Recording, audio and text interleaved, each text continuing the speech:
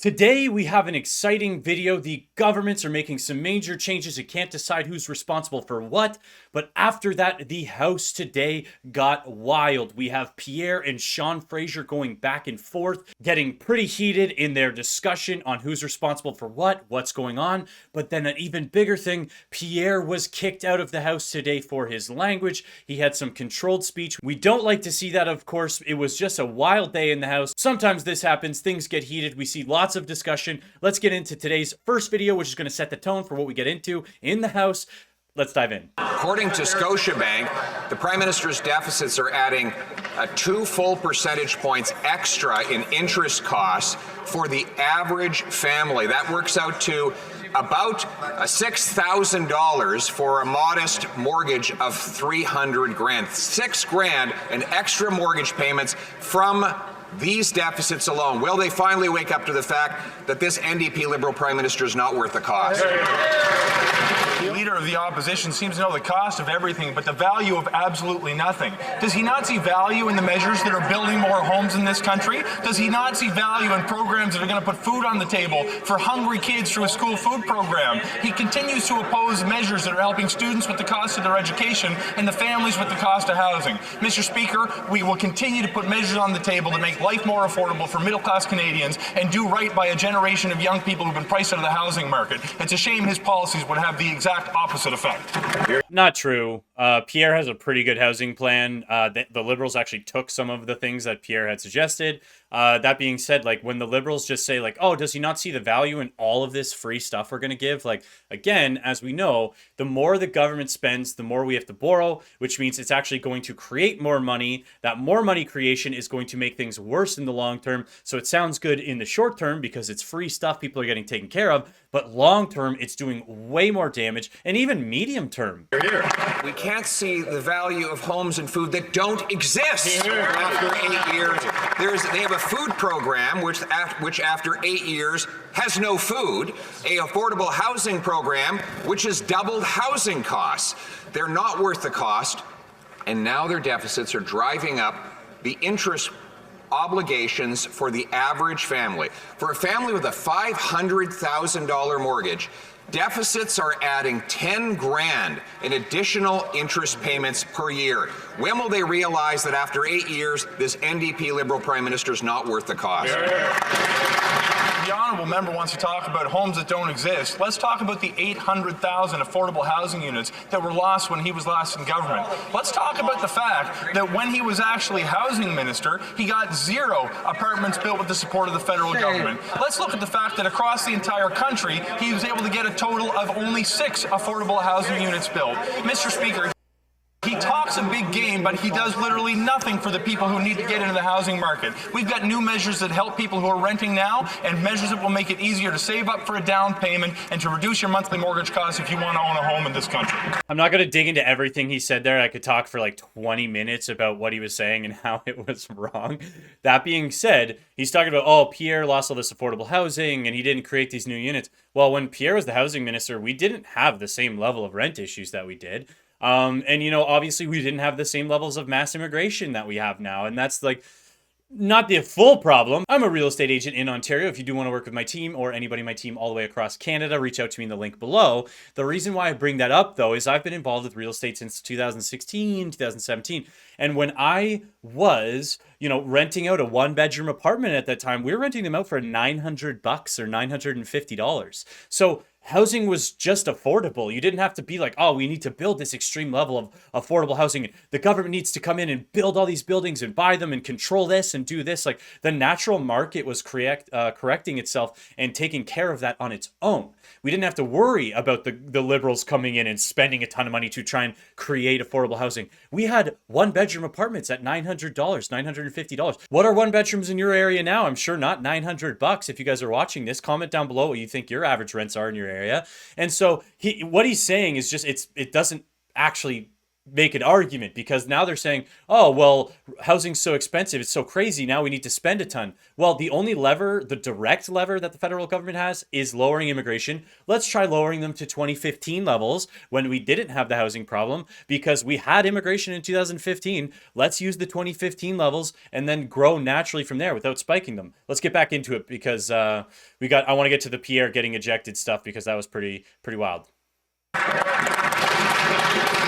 Proof this NDP Liberal Prime Minister is not worth the cost is that he picked the most incompetent immigration minister in Canadian history and put him in charge of housing. The guy who lost track of 1 million people, who's blamed by his fellow cabinet colleagues for causing the housing crisis, and who presides over the most expensive housing market in Canadian history. When I was minister, the average rent was $950, and we built hundreds of thousands of units at that affordable price. So why won't he learn from our smashing success in 2015 in keeping costs low by axing the tax and building the home? Now, at the time, they expressed opposition to our plan to welcome 40,000 Afghan refugees who fought alongside the Canadian Armed Forces. They seem still to have problems with the fact that we opened our doors to vulnerable Ukrainians. But let's actually focus on the housing issue right now. The Ukrainians thing, I never saw them. They were very pro-Ukraine. I never saw any pushback on the Ukrainians. Mr. Speaker, he talks a big game about housing, but he plans to raise tax. They heckled his entire question. Greg, they heckled his whole question. Order. The Honourable. They get antsy when they're confronted with their actual record. Let's take a look at what he got done. Only 6 affordable housing units across the entire country. Lost 800,000 more. 0 new apartments. Now he wants to raise taxes on home building and cut funding for the communities who are getting them built. I don't know where he's getting that lost 800,000 affordable housing units, so I can't really speak to that. It sounds like nonsense. Here's the crazy thing, though. We do have Pierre getting kicked out of the House for a comment that I think is relatively mild. I think it was controlled speech.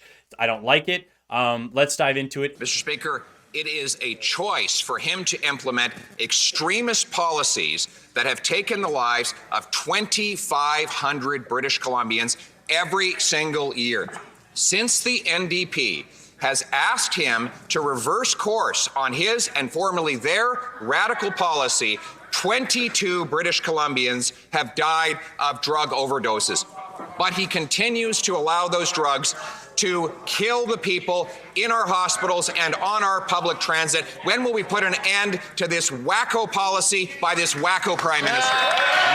Another thing is it's interesting to see the NDP pulling back on that. They were one of the ones leading the charge on this drug policy.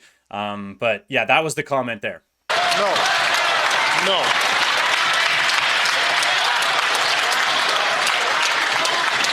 That is not There are a couple of things which are going on here today, which is not acceptable. And I ask all members, please, to keep themselves, to control themselves. I'm going to ask... To be fair, nobody would shut up today. Everybody was yelling like crazy. 2 things. 1, I'm going to ask the Honourable Leader of the Opposition to withdraw that term, which is not considered parliamentary. Mr. Speaker, I replace wacko with extremist. He is an The Honourable Member to please... I'm going to ask the Leader of the Opposition once again to just withdraw that comment, please. And I'll invite the Honourable Member...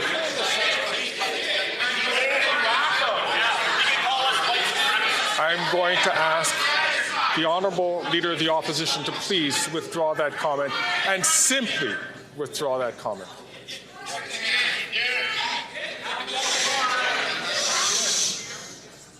I'll replace it with radical Baptist policy. I am not asking to replace. I'm asking the Honourable Member to just simply withdraw. See, that's where I have the major problem, because he's now controlling speech. Sure, you want to say that terminology was not okay for him to make that point?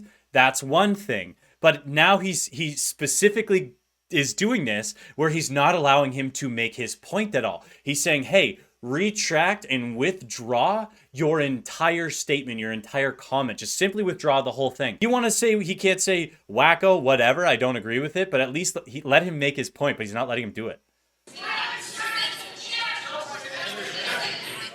Mr. Speaker, I replace the word wacko with extremist.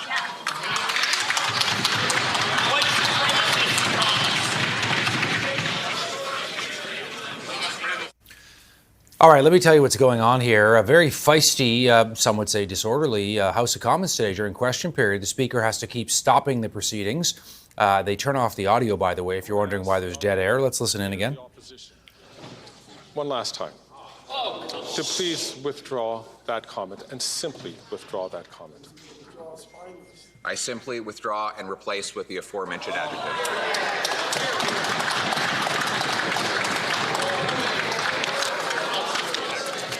Mr. Poilievre, I have to name you for disregarding the authority of the chair.